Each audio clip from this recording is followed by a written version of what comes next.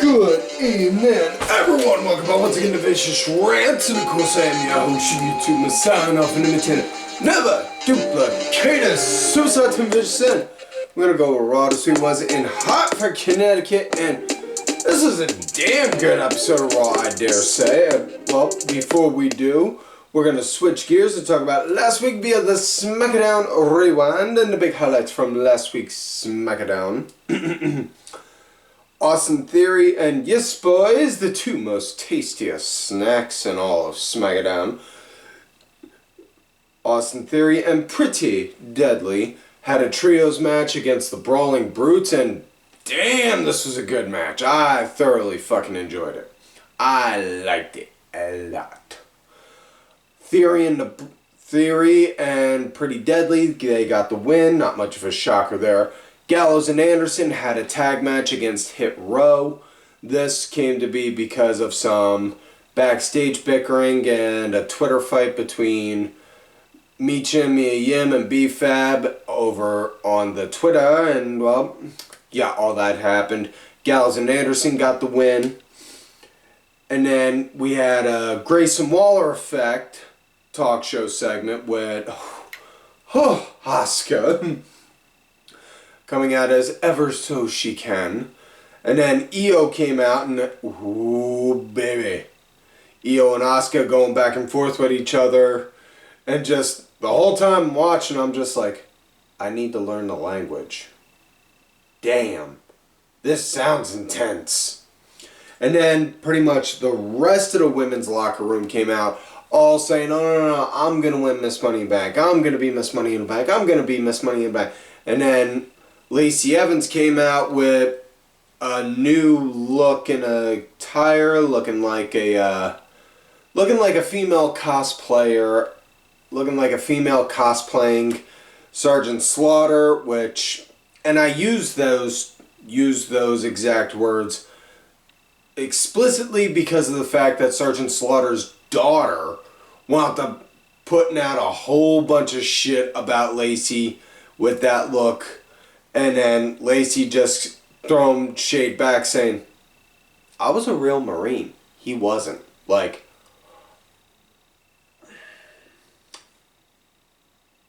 I can't even make a counterpoint to that. Fuck! Damn! So anyways, back to the Grayson Waller segment. Then Zelina came out saying, whoa, I'm gonna win because all y'all are going to do the same thing everyone else does. Underestimate me. And just watch. So then we get Zelina versus Lacey Evans. And Zelina got the win. Big surprise to everyone given the way the match was carrying on. So, yeah. And then we had the men's Money in the Bank qualifier match between Montez Ford and, yeah, dummy, yeah, let me talk to you, L.A. Knight. This was a damn good match. Really nice to see. LA Knight got the win, and very much so deserved. Not to say Montez didn't deserve it as well, because trust me, the man has shown he can and does deserve it. However, there is still juice to be squeezed out of the whole Street Profits tag team aspect. So, no sense to pull him away from that and just to give him a singles run, just to say, oh yeah, we're going to give you a singles run. No. Squeeze every last drop you can out of that tag team juice and then put him in the singles. So yeah.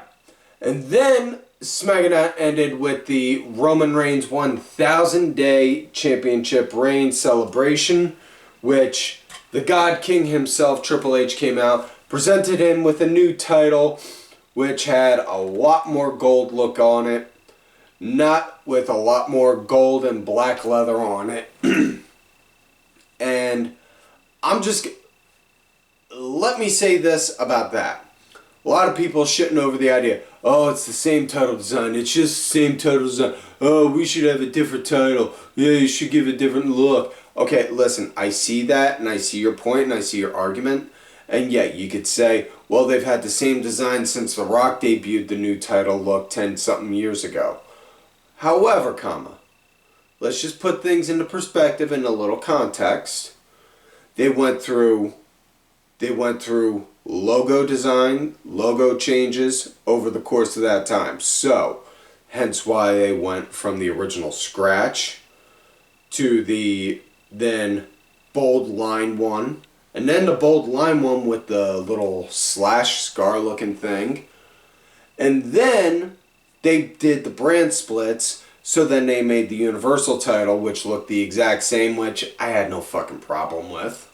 Because, I mean, you want to split hairs. Progress Wrestling over in England. Before they had a world title, they used a stick. A stick. Like the kind you do, come here boy, come here. Fetch. With a dog. Yeah. So don't give me no balls on that. And if anything, all things considered, the way the titles look now, and I'm pretty sure a lot of historians would probably be mad at me on this, aside from the NWA Globe 10 pounds of gold design, you look at past title designs, going back in like the 60s, 50s, 40s, 30s and such, dude, those title designs did not look very appealing. So if you're going to talk about you want a more classic retro look, okay, what are you talking about really? The winged eagle? Yeah, let's show we're moving forward with the times by reverting back to old designs. You want to complain about something? Complain. Bitch and complain about it all you want. But offer an actual creative solution to the damn problem. Otherwise, sit down, shut up, take notes. Now, back to the championship reign celebration. It went on. Roman was presented with his new title. He then asked the entire universe to acknowledge him, which I'm pretty sure there's somebody out there in Alpha Centauri that did not, since he asked the universe to acknowledge him. And then the Usos came out.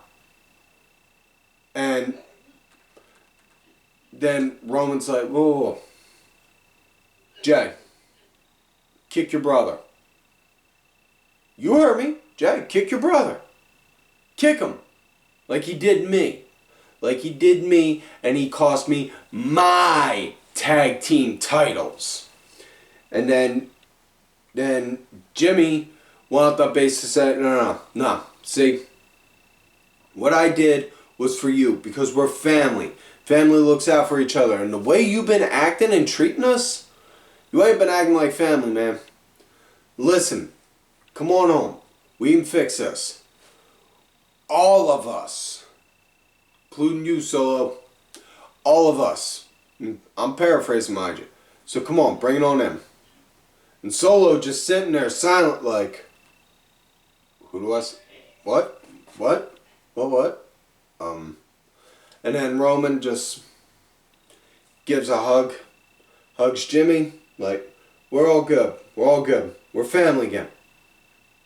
No. Just, what? And then you see Solo go and attack him, big fight goes on, they attack the Usos, and yeah. And then you see Roman, Solo, and Paul Heyman leave the ring, and as they're walking up the ramp, you hear Heyman say to Roman, what about Jay? And then Roman just stops. Jay will do what he always does. Make the right decision. And then they keep walking. Show ends. Hell of a good fucking cliffhanger. Really looking forward to the outcome and to see what the result will be this coming Friday on SmackDown. So, with that said, let's get into this week's show. Raw in Hartford. It starts out with Seth Elizabeth Rollins, because his middle name is not frickin' damn it. Comes out gloating and boasting on how he is the world heavyweight champion. It's going to be the new workhorse title. He means business, and he has an opponent tonight. He put out the open challenge over out there on Twitter, and his challenger tonight is none other than Damian Priest. So yes, and then out comes Priest and Baszler, and then Seth just looks like, Whoa, wait a sec. I see you. I see Finn. Where's Ray and Dominic? Are they hiding somewhere? They under the ring making out or something? Ugh.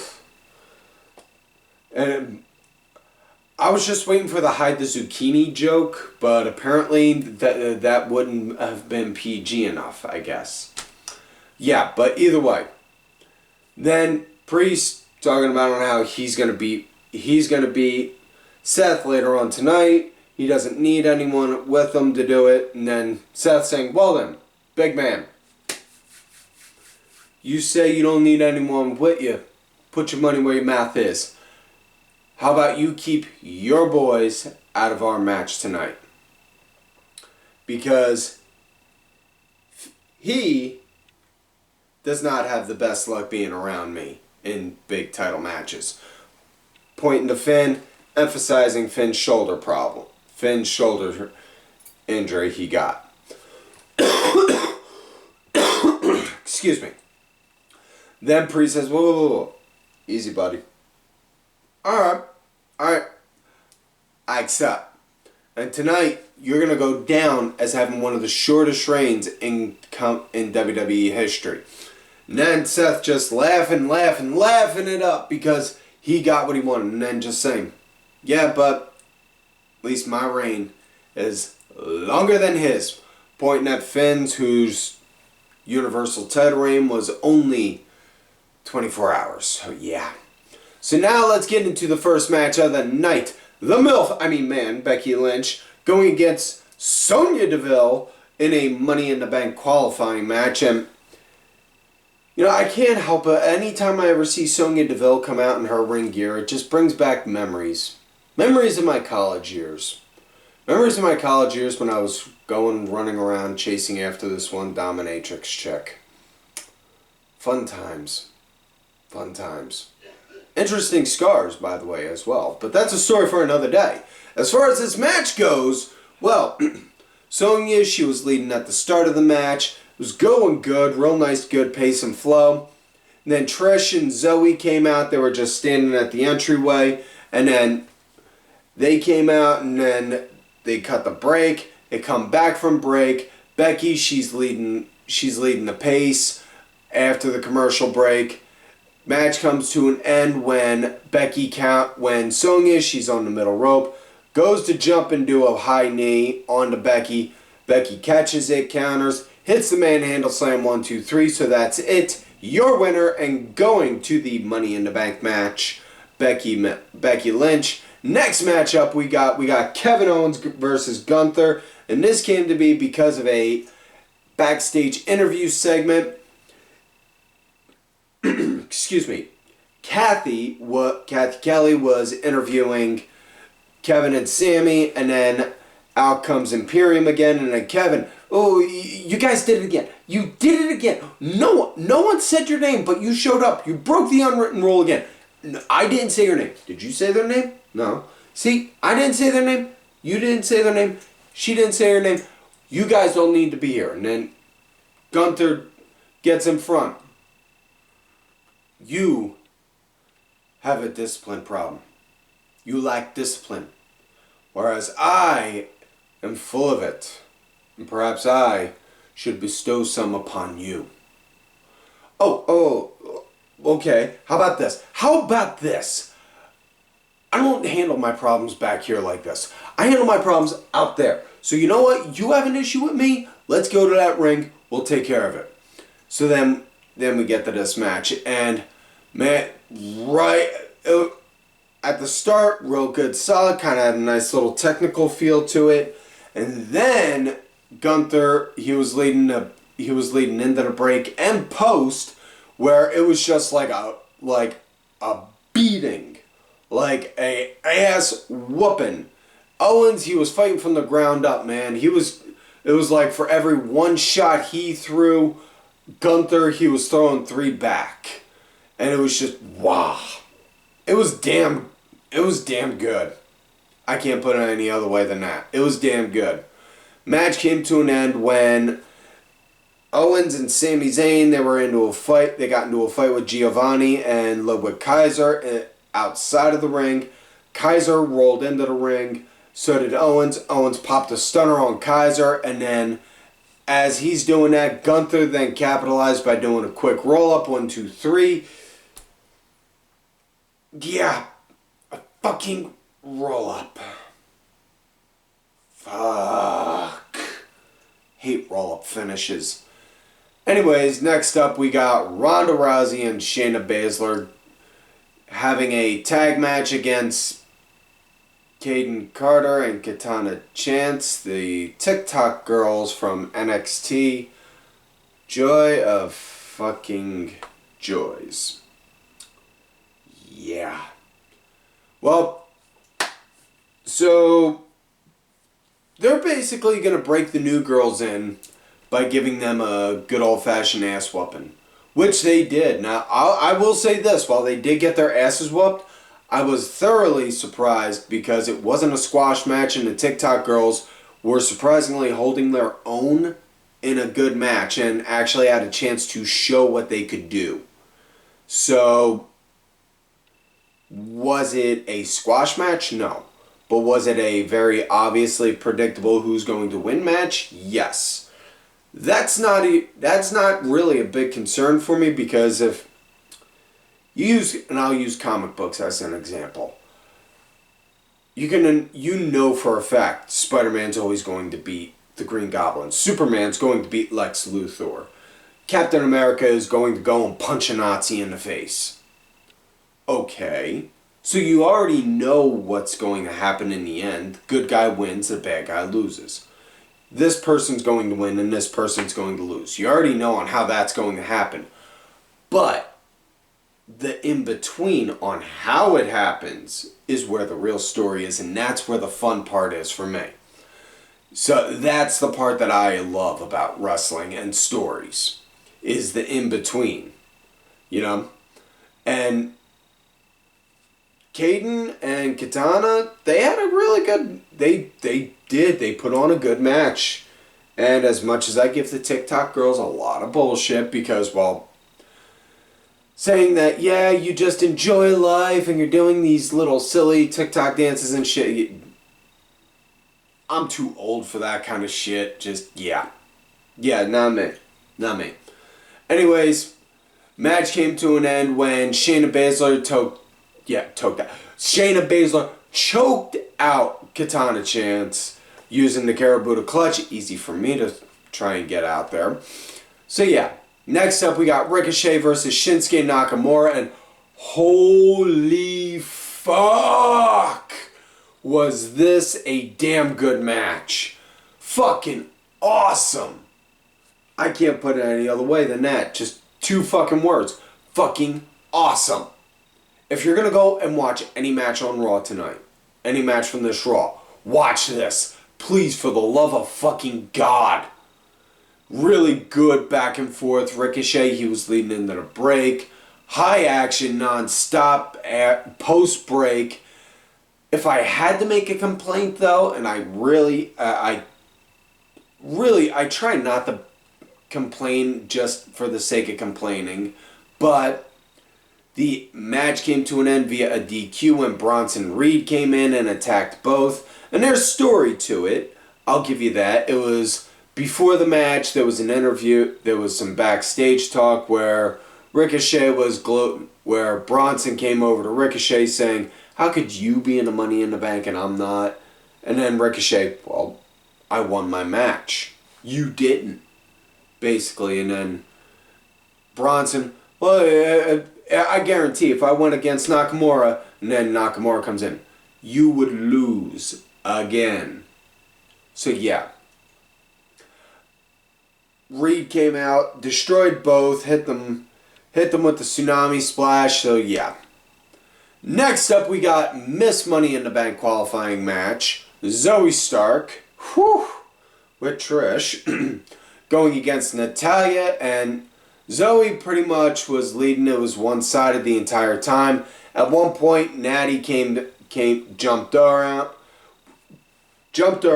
and tweaked her knee, and then you could even see Trish ringside emphasizing, "Go on that, focus on that." Natty, match came to an end when, as Natty was starting to build a comeback, Trish took out the bum knee on her and then got inside. Natty got inside. Zoet then hit the Z360. 1, 2, 3. So, yeah. Then we get Indus. What was scheduled to be a match was Indus, Veer, and Sonya going against Cedric Alexander and Shelton Benjamin. Emphasis on we were supposed to, because before the belt even rang, it was just a straight up slaughter. They beat the ungodly hell out of them. And yeah, that was it. So now we come to main event of the night. Damian Priest versus Seth Rollins. Really, really great feeling out at the start. Seth was leading into the break. Priest started to lead into the post.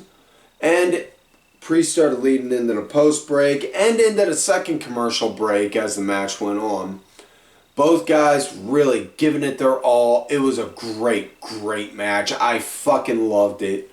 And it was a good match to emphasize on how, and they even emphasized it non-stop on the commentary. You listen. Because watching it from the fan perspective in the show is one thing. Watching it from the television aspect is another. The commentators, they were saying point blank that Seth wants to make this the workhorse title. So, yeah, make it. You don't have to do a title match every night, every week. But make it to where you want people to come to you and say, I want your title. I want that strap. Come on. So, damn good match. Thoroughly enjoyed it. It was a good show. All in all, Raw was a good show. This was a damn good show from start to finish. And match came to an end when Seth did the rolling forearm to the back of Priest's neck, then did the curb stomp, 1, 2, 3, that was it. Afterwards, then, it ended with Finn in the ring and Seth and Finn having a stare down. If I was going to do a guess, I would say maybe a match between them within the next few weeks, if not at Money in the Bank. That's me, though. So yeah, with that said, that is it for this week's show, folks. So please, don't forget to like the video, subscribe to the channel, go back, watch some of the episodes when you can. Look for me on the Twitter at TimVicious. Thank you to my executive producer, Ollie Ray Ben, who did provide the music for this week's show. Make sure y'all check out how it's on iTunes, Spotify, YouTube, SoundCloud, all that good shit. Details are down below. Also, thank you to contributor of the show, LFC Laundry Fighting Championship. They're a little bit of wrestling, a little bit of MMA, and a whole lot of attractive women wearing a little bit of nothing. Also, don't forget to check out whatamaneuver.net for some vicious rants apparel. Help support the show. Folks, thank you to the contributors who did help support it, because now the Vicious Studios now has an AC. We have an AC unit in here again. We have an AC unit in here now. Wade is not complaining about sweating in regions we shouldn't be mentioning on this show, but either way, thank you. And do not forget to follow these cool-ass cats right on the Twitter. Kenny, KillerDSP_Ivy, Diabolica RA, Sergeant Curry Vance, and Dubs in your face. And folks, like I always tell y'all, you love me great, you hate me. Fuck you.